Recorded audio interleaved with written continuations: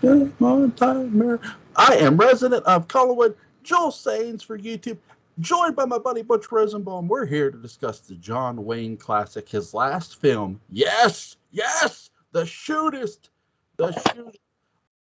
Co-starring Lauren Bacall. Ron Howard is in this movie, does a really good job. Yep. But when did you first see The Shootist, Butch? I think I saw it sometime in the biggest part of it in the late 70s, early 80s. It was on TV. I remember that. And of course I knew who Jimmy Stewart was from oh God, the Christmas movie. It's a Wonderful Life. Thank you. I'm sorry folks, my brain ain't working. I've been up since like 5:30 this morning. And Happy Days with Ron Howard, and I think this is how the movie I discovered Lauren Bacall in, and Harry Morgan from MASH at the time, and not that I remembered it, but Dragnet. So I remember seeing it, and if you don't know who John Wayne is, I think the biggest part of this movie will be lost on you. Yeah. It's one of those, it's kind of like Boris Karloff and Targets, which, by the way, if you've never seen, you should go watch right now. Yes, somebody else could have made this film, but in both cases, but who made it makes this film mean so much more. Mm-hmm. I really like the fact how this starts too. You see the snowy hills, and they actually explain.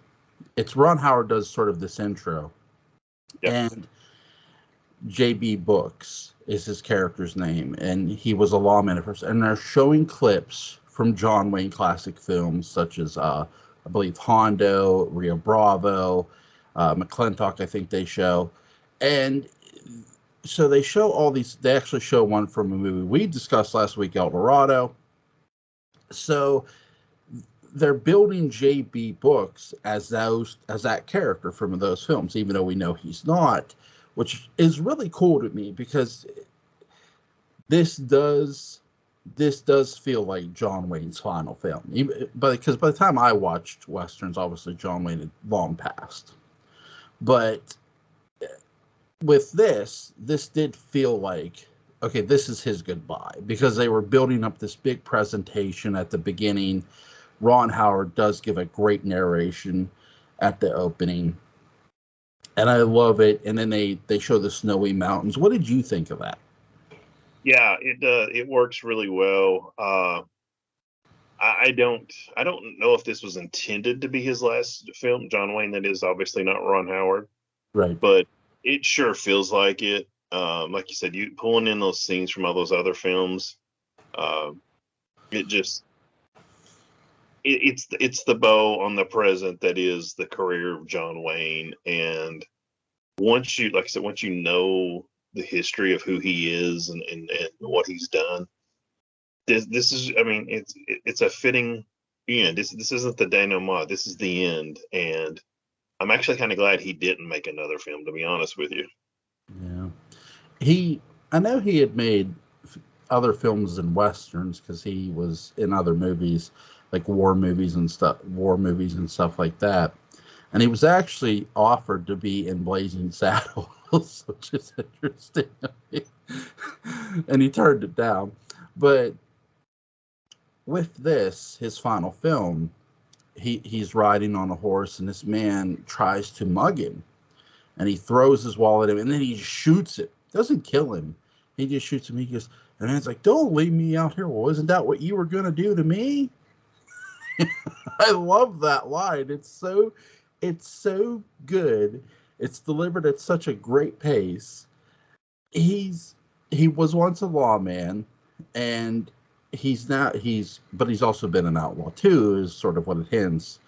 So he's been on both sides of the law, I believe. And he's riding into town to see Jimmy Stewart, who's playing a doctor.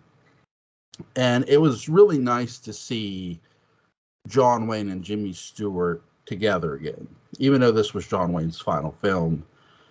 And I love how Jimmy Stewart says to him, you don't trust me, you don't trust my profession. He goes, well, if I trust too many people, I have a shorter lifespan. That is such.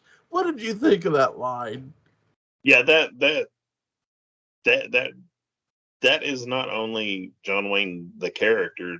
That's to me, that's John Wayne.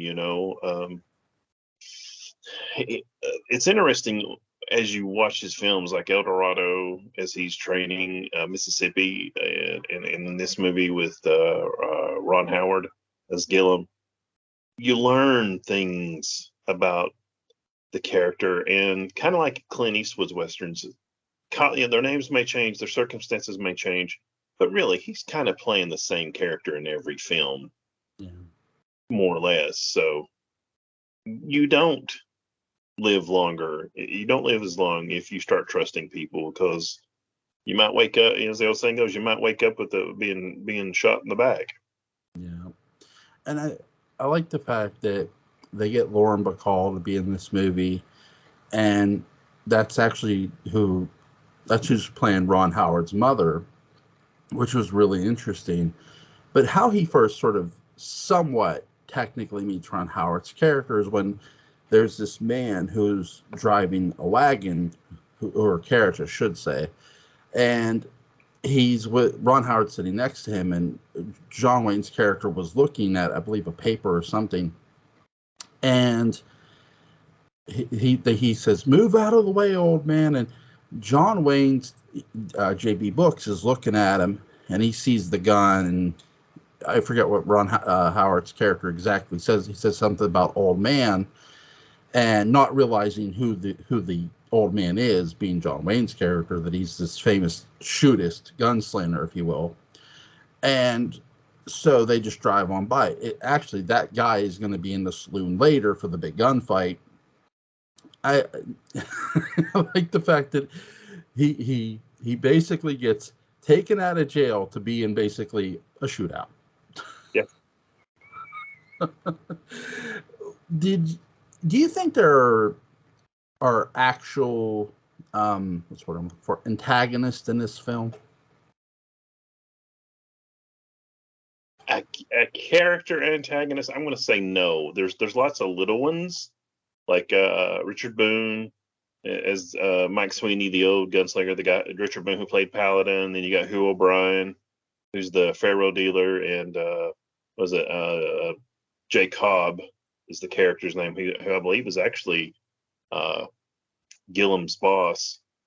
But the three big names at the gunfight at the end, they're minor antagonists. I'm going to say actually the main antagonist is time. Yeah. You got a lot of little ones, and pun intended with Harry Morgan, because that is a wonderful scene. I love that scene between Harry Morgan and John Wayne, and Harry Morgan's like, oh God, I've got to go tell the greatest Shootist to get out of town, and he's terrified, and John Wayne just kind of doesn't even really lunge at him. He's he's jumping back. It's so hilarious, and Harry Morgan plays it so good, and he ends with that great line, some variation of, "After you die, what I leave on your grave won't be flowers, but it'll help them grow." And just, but the girlfriend, Sarepta, I think her name is, she shows up. I mean, she's kind of an antagonist. The reporter, the two guys that break in and try to kill him in his sleep. Yeah. There's a lot of little antagonists, but no, there's not really one character antagonist. I think the one thing too, like you said, it's time. But what I love too is, here's a man who's always had to sort of look over his shoulder. And I think that's what the Shootist is demonstrating too. Because again, technically, we've never been introduced to JB Books until now, this movie. So, but what this movie paints in its very brief time that it gives you is, JB Books did have to look over his shoulder. He did have to question people and be careful who he trusted. because he's staying in a nice, I guess you'd say house, but it's supposed to be like a hotel in a sense, where these two men come and shoot him and try to kill him in his room, and he never even heard of them. Yeah. But they heard of him. And that's the thing. I love how one of my favorite scenes is JB when Lauren Bacall's character asks him his name. He goes, I'm Bill Hickok. Hey, I got one for you. Yeah. And I didn't really notice this till later. We got Lauren Bacall and Ron Howard's playing her son. So obviously he had a father, presumably a husband, who is now dead. To me, the implication has always been that was Humphrey Bogart. Mm. I know that's a little too real world, but it just, Humphrey was dead. So she was playing a widow raising a son, and Lauren Bacall became a widow and raised a son. I think his name's Stephen Bogart, who did Casablanca Records. Yeah. So, little true to life casting there. I think you're right in a way, because by the time I watched this movie, I had watched Humphrey Bogart movies. And I knew they were married, and Bogart died very young. What people don't know is, and some people don't know, we'll say, not people like me and Butch, because we know who Humphrey Bogart is, but Humphrey Bogart died very young, and it left Lauren Bacall a widow to raise their son, or to raise Stephen Bogart. And so you're right, true to life form you could sort of paint that picture where this is sort of art imitating life, and I do think that really is this movie, because by this time John Wayne was dying, of cancer. He was, sick. He was sick technically, he was dying of cancer. So that's why this is his final film, because he is sick. And when he gets the doctor played by Jimmy Stewart, he tells him, you got cancer, advanced. And I love how Jimmy Stewart says it, because he says it so, he doesn't try to be mean with him, but he says it so directly. He's just trying to let him get it to sink in. Hey, my colleague's diagnosis that he gave you wasn't wrong. And it's so, I don't know how to describe it. To me, it's just so, because knowing, because my grandfather made it very clear to me about this movie, sort of before I watched it. And it's so, like, to me, gut punching, because you're getting all the sense of the real world feel of the actor who's dying, who's playing a character who's dying. Yeah, very much. Again, you're, like you said, we're dealing with a lot of real world influencing fiction. Yeah. And when I forget the doctor's name, but when Jimmy Stewart tells John Wayne, like you said, you got cancer and you're going to be dead in 6 months or something like that. I forget the exact time frame. Yeah. And he tells him, if I had your courage, and he describes it, it's going to start hurting. You're going to be in a lot of pain. You're going to end up in agony the whole time. You're not going to be able to do this. You're not going to be able to do that. And like you said, it's a gut punch. He doesn't, but by the same token, the characters that John Wayne played, you don't sugarcoat it. Hey, this is what's going to happen. This is what's going on. This is what's going to happen. And you deal with it. But he tells him, if I had your courage, I wouldn't go through this. Yeah. Really, that kind of sets up and even influences or inspires the way this film ends.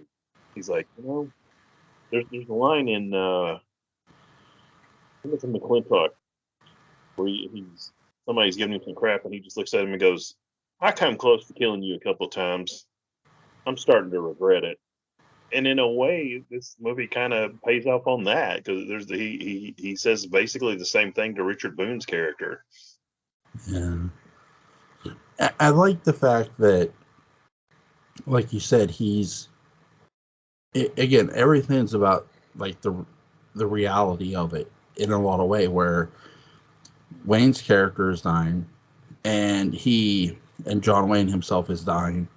So now they're going to set up the setup to the duel is great. I agree with you. Where Jimmy Stewart's telling him, if I had your courage, I wouldn't go out the way I prescribed, the way I just described to you. And John Wayne is to that realization, like he gets that, he understands that. And I sort of think too that the one thing this movie does really well too is you sort of see how it's affecting him a bit when he's like in the bathroom and Lauren Bacall's character has to help him out.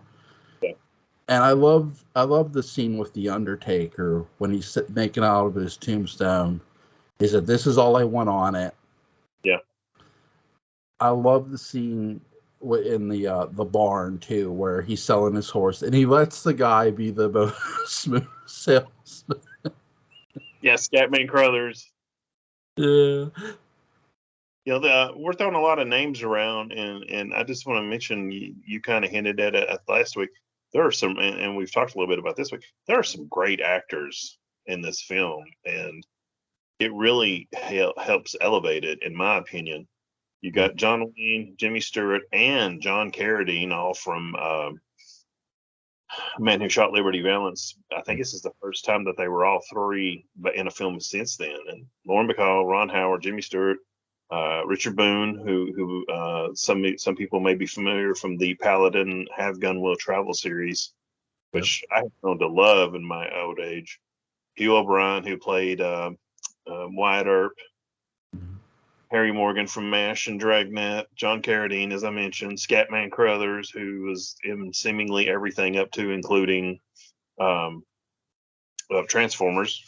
Yeah. I thought Scatman Crothers was maybe a replacement for Woody Strode, because I believe Woody would have been gone by the time they made this film. That would have been great and I'm not hating on Scatman, don't get me wrong, but if Woody Strode could have been in this film.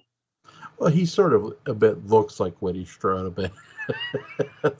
So I sort of get why you said it, because I think he's in The Shining too, isn't he? But I'm not going to lie. It's been a long time since I saw The Shining. Okay. I could be wrong, so don't quote me on that. But he sort of does look like Woody Strode a bit. Yeah. Now, so I could see why they sort of put him in this movie. He does do a good job being the horse keeper of the. I love how John Wayne's character buys it back and gives it to Ron Howard's character. It buys Dollar and gives it to Ron Howard's character. Unlike now, Mississippi had some trouble with that double barrel shotgun. But I love how he's showing Ron Howard to shoot, and Ron Howard is actually pretty good at it. Yeah. Well, I mean, think about it. You're a young kid.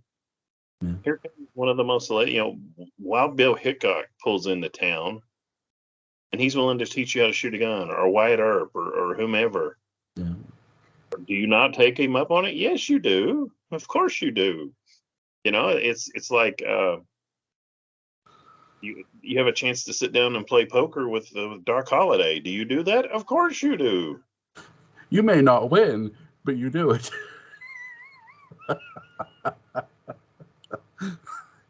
I sort of think that's who Maverick was based upon a little bit. The character of Maverick. I can see that. Of course, as you know, you had more than one Maverick, so. I know. But at least the gambler stereotype from the Wild West. Right. I love how Clint Eastwood is in an episode of You had somebody in the background go, "Hey, Rowdy," and he doesn't turn, but just throw that in there. Right. Oh my god! I love how after they shoot up the house, they shoot up the hotel / house that he's staying in, and there's even a fire in his room, and he throws the water on on it. And there's people literally the next morning leaving. They're checking out. They're like, the hell with this.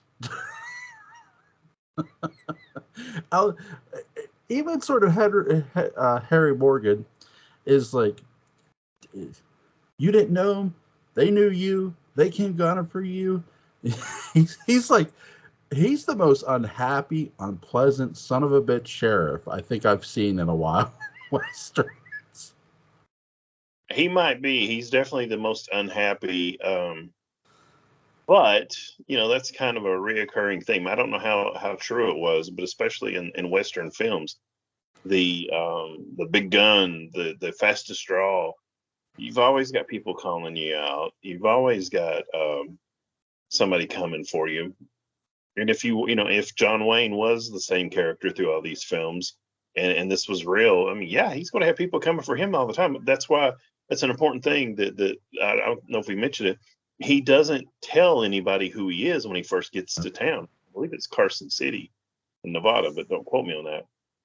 Or it's supposed to be. Right. And like you said, Bill Hickok, he doesn't want anybody to know. And another thing, I watched this film off and on for 20 years before I caught the fact his name is Books. I thought it was Brooks.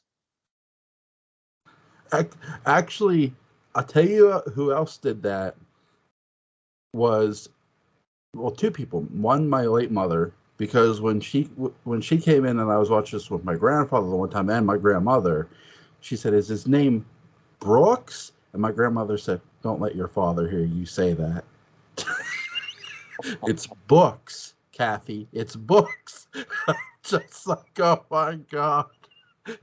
But my wife did it too. She's like, "Is it Brooks?" I said, "No, it's Books. It's JB Books." I created a character in a role playing game, circa 1930s, and he was a gun. He's kind of a gunslinger.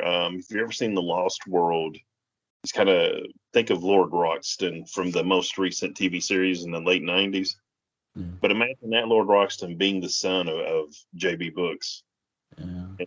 He's slightly psycho, just because honestly, every John Wayne character is slightly psycho. You kind of have to be to do what he does. But that was before I realized his name was Brooks, probably before I saw the movie with caption closed on. So my character's name is Lord Brooks. And then as we were playing the game, I found out it was Brooks. I'm like, you know what? I'm keeping it. In this world, it was Brooks. That's the thing about games. I can edit my character how I want to, damn it. And it's like, I used to what fictional character did I miss? I used to misspell harmonica from Once Upon a Time in the West. And so every time I play a game, I'd put harmonica and I'd misspell it. I think I'd leave out like the A or something, or one of the letters. I forget which one. And so I finally, one day, somebody walked in and they said, "You're spelling that wrong." And I'm like, how do I spell it? And they told me. So, I'm awful. It's really, I like to, like you said, he doesn't want anyone to know he's this fast gunslinger. That's why he says Bill Hickok, but he more says it like tongue in cheek too, I think, in a way. Because when someone else has your horse in a stable, they're gonna see your saddle, your inscription, and Scatman, who does see it. That's how Ron Howard finds out. And Ron Howard is sort of is like a canary. He tells everybody, pretty much. Not realizing, hey, this guy's staying at my mom's house. People are going to come looking for him. But yeah, there's some interesting things that are about Ron Howard's character. He sneaks drinks with Scatman Crothers' character. Scatman is he's a blacksmith and runs a livery stable. Mm-hmm. People over there and drink, and he's a little rude to Scatman, but not overly so. But you see, he's he's not Richie. Right. Richie Cunningham. He's not the quote perfect son. I mean, that was always kind of my problem with Richie. Was Richie never told Tom Bosley, piss off, Dad. I'm going to go do what I want, and Gillum would. Yep. Eventually, once he, as to paraphrase Lady Macbeth, once he screwed his courage to the sticking place, he would have. And I don't know. I just kind of like that. It gives him a little backbone. It makes him a little more interesting, rather than just, Ron Howard's playing Richie again. Yeah, this is not Richie at all. To me, this is a better character than Richie because he has a lot more depth, even in this movie, because he goes from handing out to somebody who's not very reputable, who's carrying a gun, who ends up in jail, to you find out Gillum works in a stable, basically works for his mother too. So he has a lot of jobs to do, but he does do them, even though it's sort of like your normal teenager would be in that day, I would guess, or adolescent, if you will, where he does his job, but it's sort of, he complains about him, so he sneaks drinking behind his mother's back and stuff. And you're right, I love how he's very, as my wife would say, sassy to Scatman. He has become physically a man. Yep. But due to his situation with his mother being a widow, he's still kind of a boy because he, like you said, he's doing a lot of jobs, including working for her. So, like a typical teenager, like, a lot of people that I was friends with in high school and just, long after high school, you had one parent who, through divorce or whatever, always it was gone and raised in a lot of single parent houses. And there was seemingly always some kind of rebellion, like sneaking over to the blacksmiths to have a drink of whiskey, or look at skin magazines. Not that happens in Shootist, but that kind of stuff. So it's very relatable. Like I said, this is a more realistic character. Yeah, I like the fact too that when John Wayne finds out that Gillum talked to Scatman's character, and that's why they're when he's selling the horse, and he's like, "Where's Gillum?" And Laura goes, "He's in the woodshed." That's appropriate. He said, "You stay out of this," and I'm like, "Oh shit." I believe my grandmother and or grandfather made that comment more than once to me. And growing up in the 70s and early 80s, it's like, woodshed, what? Of course, this is before Bruce Campbell made Woodshed a great response. But yeah, he's out in the woodshed. That's appropriate. But I love the confrontation too, because the one thing, we know Ron Howard's a really great director, but one thing Ron Howard doesn't get enough credit for is being a really, really, really good actor. And he holds his own with John Wayne in this movie. I love he goes, "Are you a horse thief? I didn't take you for a horse thief, Gillum." And I love this conversation. And he's basically trying to teach him this lesson. Like, don't let any, don't lie to, basically, he's not so much saying it, but like, don't lie to yourself. Don't let anyone fool you. Don't let anyone play you. And I love this because it's so good. I mean, the relationship building again, because this movie isn't long. It's not overly long. But for the time, what's that? I think it's about 90 minutes. Yeah. For the time they're together, really, both actors make John Wayne and him really make their time count together. And it's so good. It's really one of the most underrated parts of this movie is their chemistry together. And I get Ron Howard, he was in other things, but still, to be next to John Wayne could not have been easy, because John Wayne is a legend. He's a Western legend. He's, I know, he wasn't, maybe to Hollywood, his that star had faded, but to me, when my grandfather introduced me to westerns, like, I got it. John Wayne is the man. And so when you see this, here's this young Ron Howard who has to literally hold his own with John Wayne, and he does. And not just John Wayne, but Lauren Bacall too. Yeah, Ron Howard, I don't know. I guess he was around 20 when this movie was made. I don't know exactly how old he was. Of course, you go back to Andy Griffith, Yeah. right? And then you go on to Happy Days. This was done around Happy Days. I think Happy Days had started.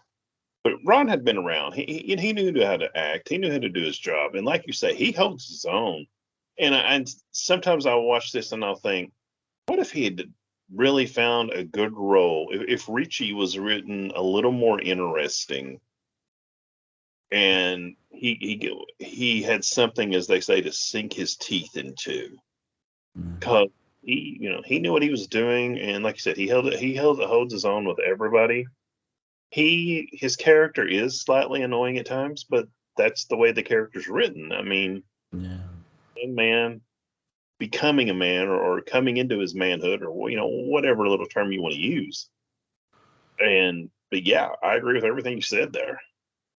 I like the fact too that when JB Books sets up the duel, I love how he sets it up, because he asked Gillum, go tell this one to be here, don't tell them that, don't let them each other know it, which I love. It's so cool of John Wayne to do as JB Books. And I love Harry Morgan's line when he unhandcuffs, don't piss your pants or something. Like, oh my god, what did you think of that? That's awesome. It's very enjoyable. Harry Morgan had a pretty good career playing Second Banana. Yes, he did.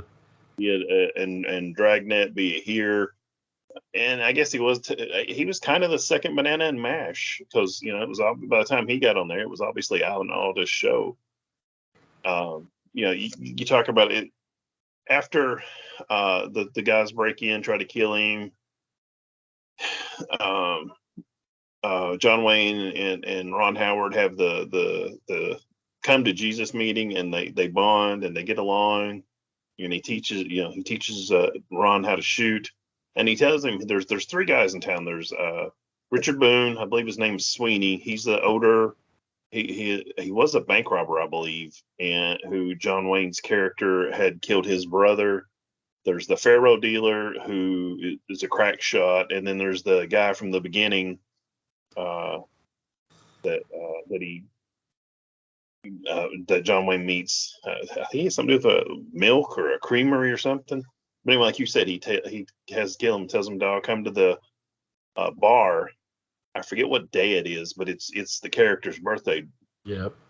And basically, he's like, you realize he's going, okay, maybe one of these three guys, if I get three at one time, they can take care of this problem with me, and I can solve some of these problems for these people. One being Richard, the Richard Boone, the old guy, but taking out two of these other punks that are, and being a younger guy, Hugh O'Brien's character being a somewhat younger guy, that think about it, you're the guy that defeats the big gun. So, you automatically get a reputation with one shot. So I love how they introduced the Pharaoh player. he says, because he hears about JB Books being sick, that he's dying of cancer. He goes, I could have taken it. And the guy's like, bullshit. what is the guy, cheats or something? He goes running out, and he just calmly pulls his gun, and they pull out a tape measure and measure how far the shot is. Maybe it's not an actual tape measure, but they measure that out. And to me, that made him instantly interesting. But it also told me everything about him I needed to know. Yeah, right.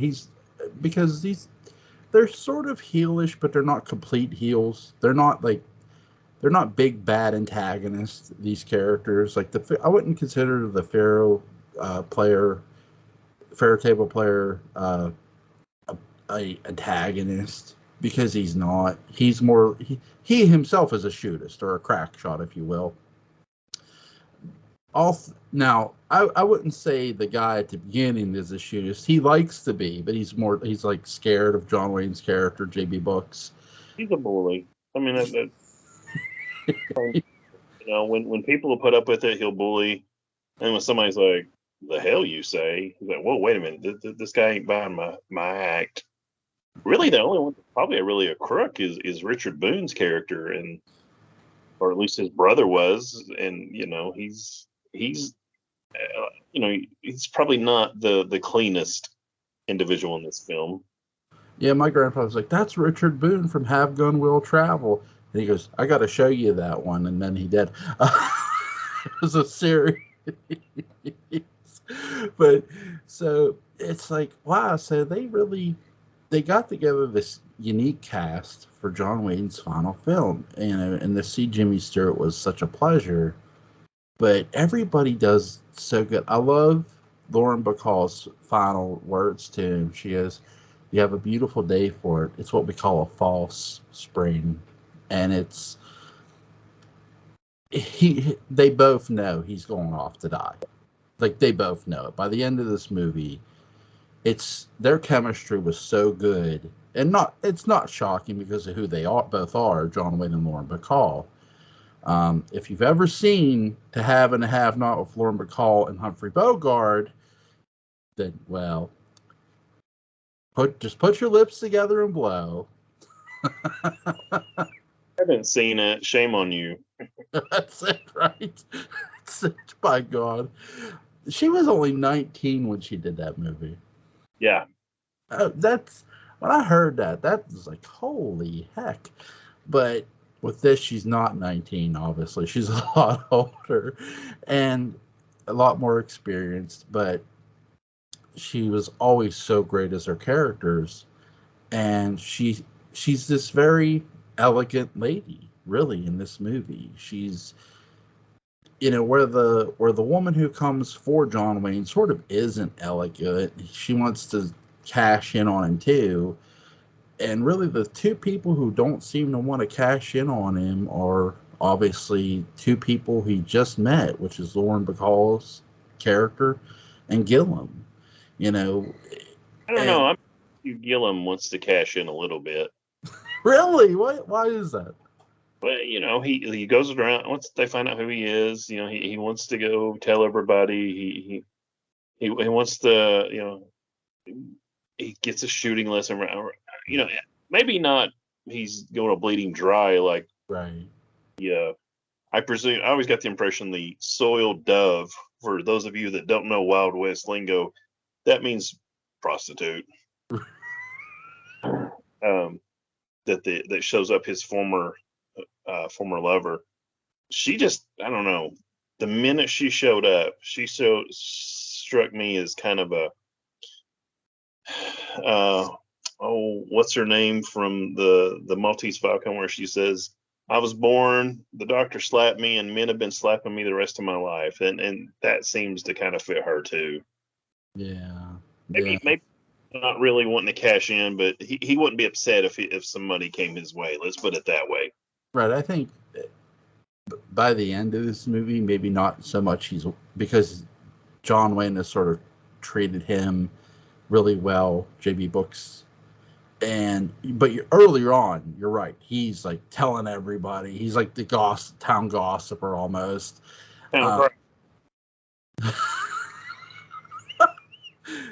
And so it's really, but the fact that they get, again, him and Wayne's character together to sort of have these bonding moments is so good. I think it's one of the things that makes this movie unique, where we've seen John Wayne interact with characters, but because of the realism of the situation, not necessarily with just Books, but with Wayne, it just makes all the more heartfelt, I tell you, one of my favorite scenes in this movie is right before when he gets on he sells the horse, or I mean, he gives the horse to Gillum, sells the saddle, and he gets on the trolley to go to the saloon to fight these three guys.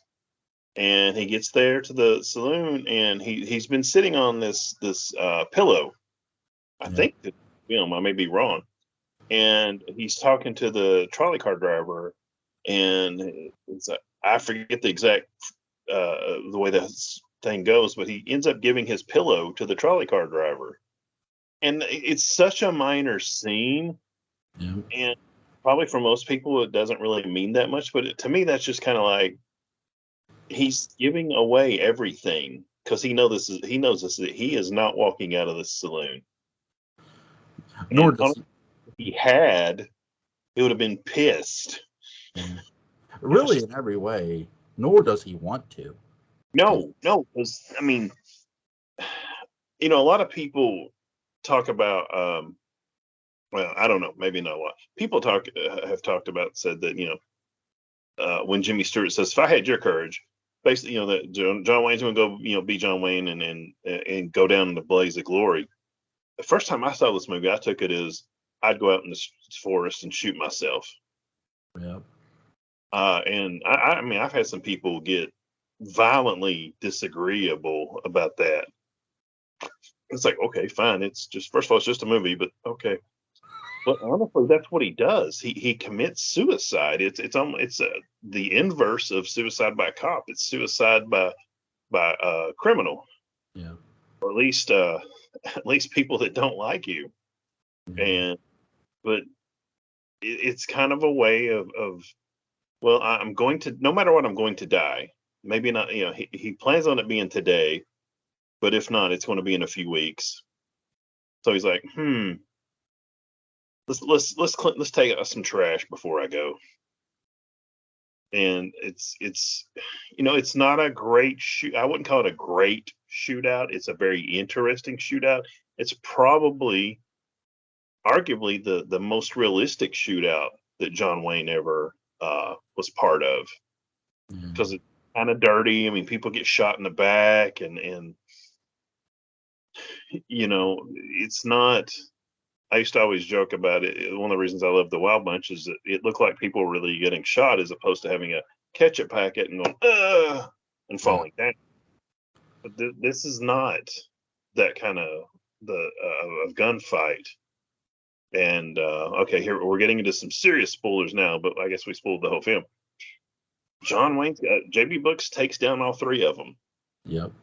And he's turning to leave the bar, and the bartender shoots him in the back. Yeah.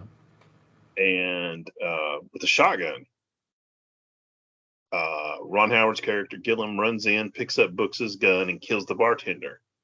And then, this is the whole thing, like the bonding and the great scenes that we've talked about between John Wayne and Ron Howard. He looks down at the gun.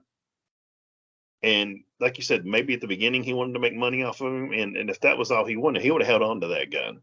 Yep. Want to become a shootist, he would have held on to that. But he looks at it, and then disgust just throws it and turns around and walks out of the bar. Let's see, I think that's right.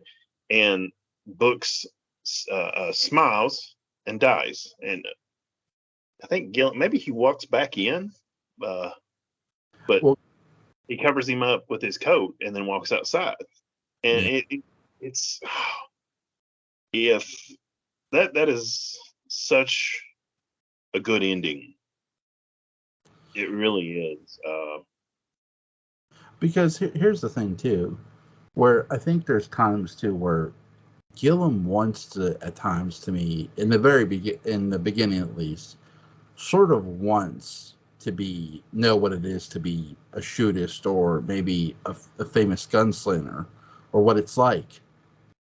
And with John Wayne showing him how to shoot, and stuff, and talking to him, and once he really gets to know J.B. Books, and then he goes in, and J.B. Books is on the floor dying, and he picks up and he shoots somebody. I think that was the realization too, where he killed a man, even though it was in defense of his friend, you still killed a man. And it sort of goes back to what, Kurt Russell's Wyatt Earp said. When you kill a man, or sorry, not just Wyatt Earp, but what is it? Clint Eastwood in Unforgiven. When you kill a man, you take away all he has and all he's gonna have. Only was and only ever will be. Yep, and it's really it all westerns ring true of that when someone dies, when someone gets shot and killed. And this movie especially, because this movie, like you said, it's been about Father Time. It's the one opponent you can't beat. And so again, we've been talking about that, and I agree with you. I love how he throws the gun. He looks down at Wayne. Wayne nods and then dies. I love how he lays his coat over John Wayne and it walks out. And he's walking away from the mob that is walking towards the saloon, because to him, I want to ask you something. Do you think Gillum, when he's narrating this at the beginning, do you think he's telling this as a story to a group of people? Probably. Word got out after the story ended. Yeah. What the movie is, and well, you were there. What happened? And tell us the story. And maybe he's telling it to a group of people. Maybe he's telling it to the newspaper. Maybe he's trying to. He's telling it to some author to not get the money, like we talked about when he seemingly was interested when he was younger. At the early in the film, but what he learned from John, because that's the talks that he meant, that they have, he talks about killing a man and what to do, and that comes across as manly because he's killed people, and it's like most of the people I know that's ever had to shoot somebody, and no, there's not many, they don't like to talk about it. Yeah.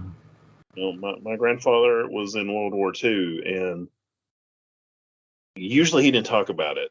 And when he did, usually he was in the hospital and not doing well. Yeah. So, in a way, this reminds me of that. Is he's telling the story. It's like, yeah, JB Book. I'm saying it both now. John Wayne's character.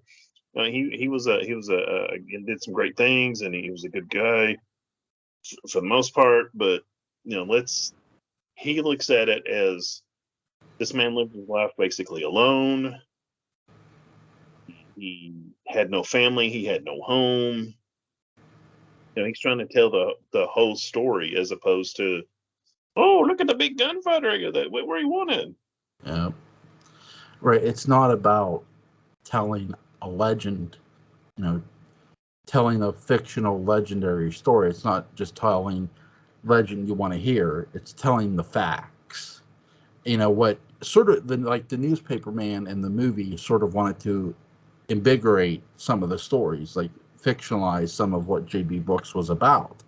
And J.B. Brooks, I love how John Wayne puts the gun in his mouth, but Gillum's not doing that. It's almost the inverse of the ending of The Man Who Shot Liberty Valance. Yep. It's not printing the legend. It's printing the truth, or we presume printing or telling the truth. Yep. That the term deconstruction gets run down a lot. A lot of people don't like it, and sometimes I understand it.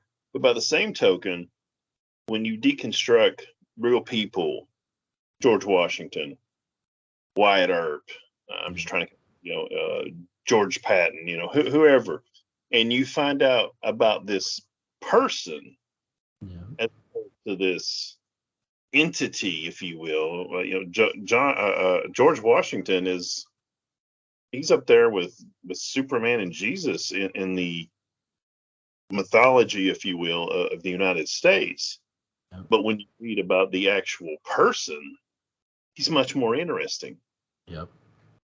And this, I kind of feel like that's the ending or the beginning, however you want to phrase that. It's not just, he came in, he killed 3 people, got shot in the back, and that was it. No, here's what happened and what was going on. Yeah. And I think too, it's all really cemented in that opening where he's talking. This is who J.B. Books was. He was a lawman at first. Then this happened, and then you're sort of hearing the story where he got to Carson City and he's dying because Gillum actually was around J.B. Books. He talked to him. He learned from him. It wasn't just about somebody cashing in for money. I think it's, again, to me, this is one of the best characters Ron Howard has played. And it's so, to me, it's one of the most underrated characters, too. Because when you have to go next to John Wayne, I don't care. That ain't going to be easy. But it's, again, their chemistry is just really, really good. It's, again, underrated in my opinion. Oh, I agree. Yeah, 100%. Is there anything you want to add about this movie? Two things.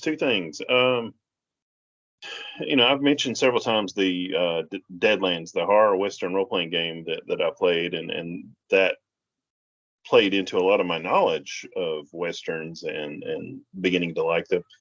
The term cowboy is used in Westerns a lot. And we'd say he was a cowboy.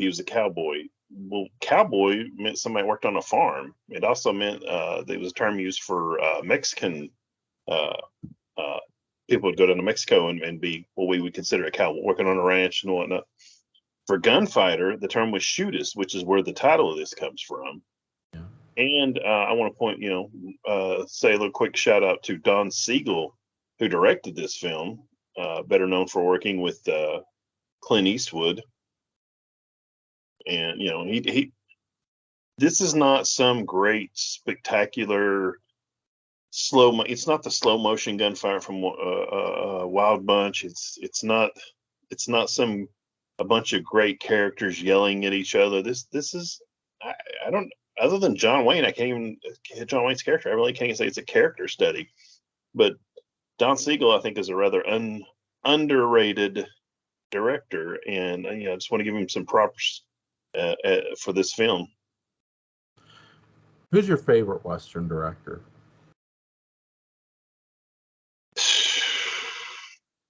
I should probably say John Ford, but I'm going to stick with my favorite Western and say Sam Peckinpah. There you go. I like that. See, I'm tough. I actually, I'm trying to get his first name correct. I love Anthony Mann's Westerns. He did a really good job. Yes, he roughed up Jimmy Stewart a bit, but it's okay. It's okay. Oh my God. I'm sure if Jimmy Stewart was alive, he would think it was okay. But it was okay. Well, Joel, I can't say that I appreciate what you just said. That's my horrible Jimmy Stewart impersonation. Every time I watch Rear Window, now he doesn't say this, his character does not say this line, but I always do.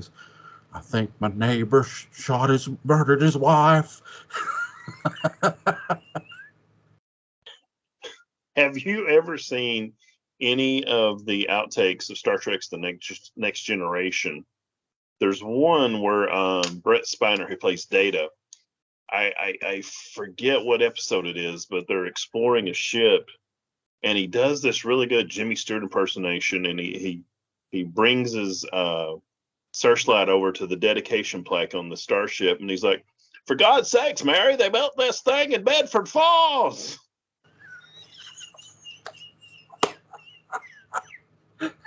I've said that a few times, mostly to myself, because I know, here's two references that don't make any sense going together, but I love that line.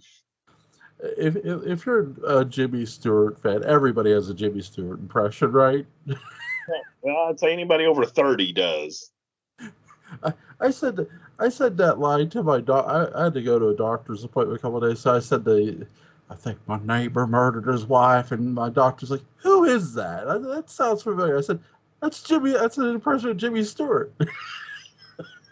You know, man, we're starting to show our age. I think I'm probably told you this. My nephew, his wife is from St. Louis, and for any of the viewers that don't know it, I'm a huge Vincent Price fan.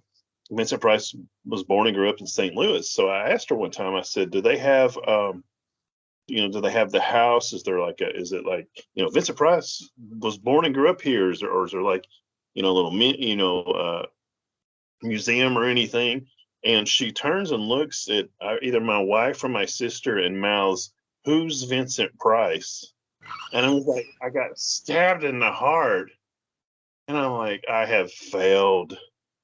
I have failed as an uncle if you don't know who Vincent Price. I admitted, she married into the family, but still has like, and when I grew up, Vincent Price was freaking everywhere. He was selling stuff on TV. He was on the Muppets. He was in, movies. It's like, you couldn't get away. He's on the Brady Bunch. I mean, you couldn't get away from him. And now it's like, kids. You got to look at the husband. You have not done your job. You have not done your job. Oh, trust me, my wife knows who Vincent Price is. I'm happy to point out that I introduced her to Humphrey Bogart. I'll never forget when we first started dating. At one point, she looks at me and she goes, we'd watched one or two films. I saved The Big Sleep for last. Yeah. And she looks at me one night and she goes, "Can we watch another Bogey film? Those are good." And I'm like, yes.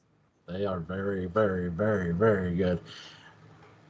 We will be back with another Western. Butch, I'm going to let you pick, buddy. Oh, I had one picked out last night, and now I can't remember what. Because I was going, I'm going to surprise Joel with this one. Oh, let's turn around and look at the case over here.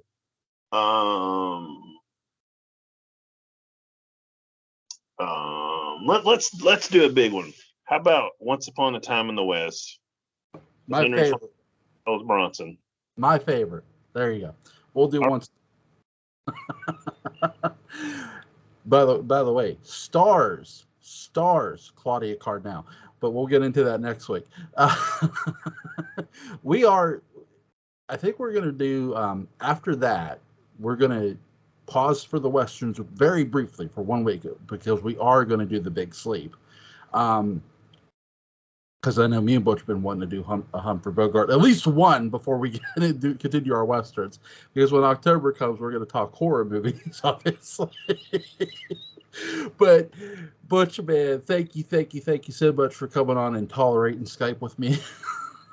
Yeah, for those of you that y'all missed it, Skype did not want to cooperate with us tonight, but thankfully we were able to get it to work. I knew we should have just shot the goddamn thing. And no, but Butch, man, thank you. You're awesome. All the best, man. Have a great night. Thanks, Joe. I appreciate it, buddy. You're awesome. Thanks. Bye, bud. See ya.